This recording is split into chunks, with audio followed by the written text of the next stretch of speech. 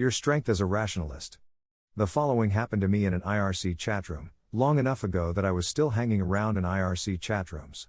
Time has fuzzed the memory and my report may be imprecise. So there I was, in an IRC chatroom, when someone reports that a friend of his needs medical advice. His friend says that he's been having sudden chest pains, so he called an ambulance, and the ambulance showed up, but the paramedics told him it was nothing, and left, and now the chest pains are getting worse. What should his friend do? I was confused by this story. I remembered reading about homeless people in New York who would call ambulances just to be taken someplace warm, and how the paramedics always had to take them to the emergency room, even on the 27th iteration. Because if they didn't, the ambulance company could be sued for lots and lots of money.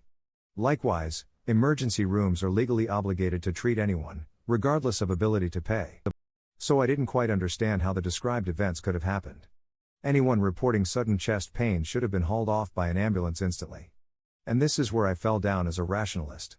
I remembered several occasions where my doctor would completely fail to panic at the report of symptoms that seemed, to me, very alarming.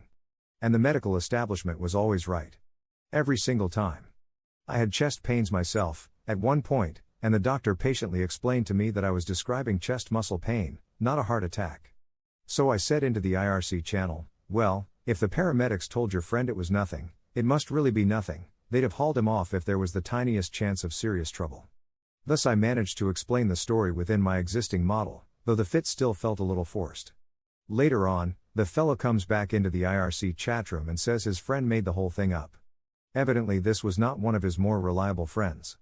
I should have realized, perhaps, that an unknown acquaintance of an acquaintance in an IRC channel might be less reliable than a published journal article.